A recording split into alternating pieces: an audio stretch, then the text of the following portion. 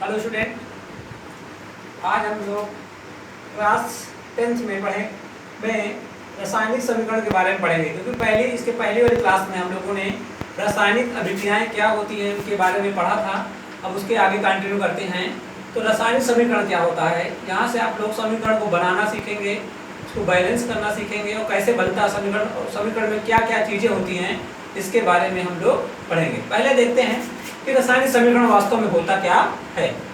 तो किसी रासायनिक अभिक्रिया में भाग लेने वाले पदार्थों को उनके सूत्र के आधार पर प्रदर्शन रासायनिक समीकरण कहलाता है।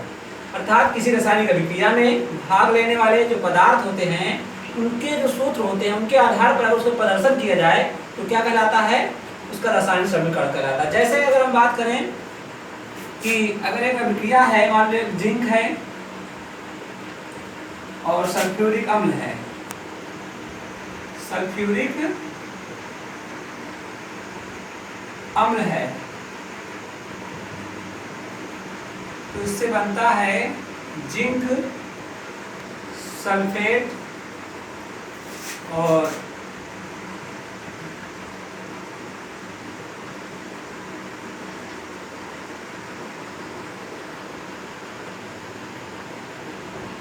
हाइड्रोजन मात्र 15%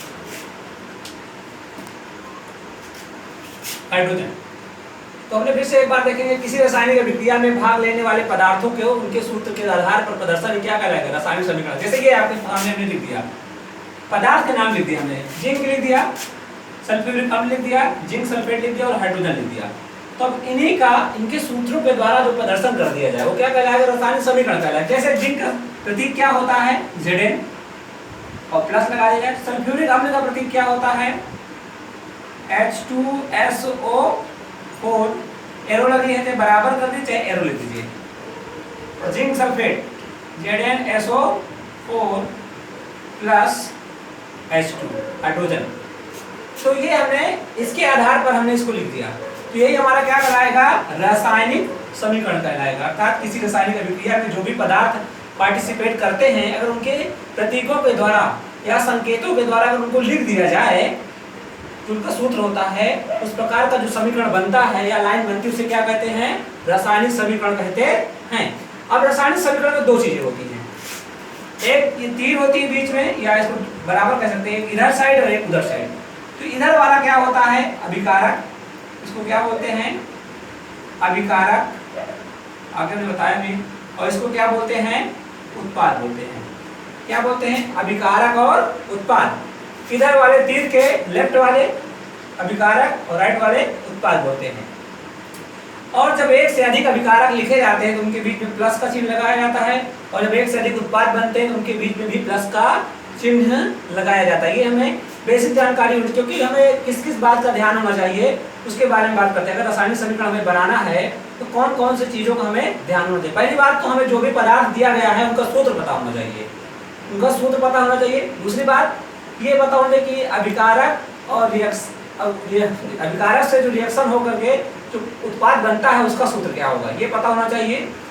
दूसरी बात, तीसरी बात, इसमें हमारे पास सूत्रों के अलावा इसमें अभिकारक और उत्पाद का जब ज्ञान हो जाता है तो बैलेंस करने का बाद बताएंगे, पहले इसको देखते हैं। तो ये दो चीजों का पता होना चाहिए। और जो प्लस होता है इसका मतलब एक से अधिक होने पर भी प्लस का काम होता है, इधर भी एक से अधिक होने पर प्लस का काम किया जाता है या लगाया जाता है, प्लस लगाया जाता है। अभिकारक क्या होता है, उत्पाद क्या होता है, इसके बारे में बात करते हैं। अभिकारक क्या होते हैं इनके बारे में बात, इनको इंग्लिश में रिएक्टेंट बोलते हैं। किसी रासायनिक अभिक्रिया में भाग लेने वाले पदार्थ अभिकारक कहलाते हैं। अर्थात किसी भी रासायनिक अभिक्रिया में जो भाग लेने वाले पदार्थ होते हैं अभिकारक कहलाते हैं। और उत्पाद क्या होते हैं, प्रोडक्ट क्या होते हैं, अभिकारकों की अभिक्रिया के फलस्वरूप बने पदार्थ क्या कहलाते हैं, उत्पाद कहलाते हैं। माना एक रिएक्शन लिखते हैं, हम क्या लिखते हैं, रिएक्शन लिखते हैं। तो मान लो A+B और क्या बन गया, AB बन गया, ठीक है। तो कहने का मतलब ये इधर वाले क्या हैं, अभिकारक हैं, और इनकी क्रिया के फलस्वरूप जो बना पदार्थ होता है वो क्या होता है, उत्पाद होता है, ठीक है।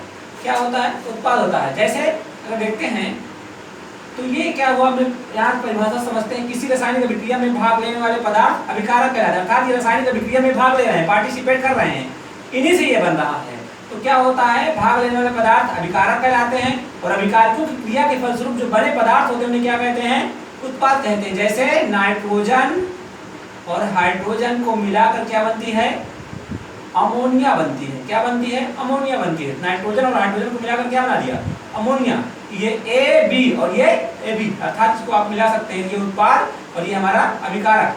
ठीक है, इसके बारे में बात कर लिया हमने, अभिकारक क्या है, उत्पाद क्या है। अगली क्लास में हम लोग बात करेंगे रासायनिक समीकरण को संतुलित कैसे करते हैं, अर्थात बैलेंस कैसे करते हैं, उनके बारे में बात करेंगे।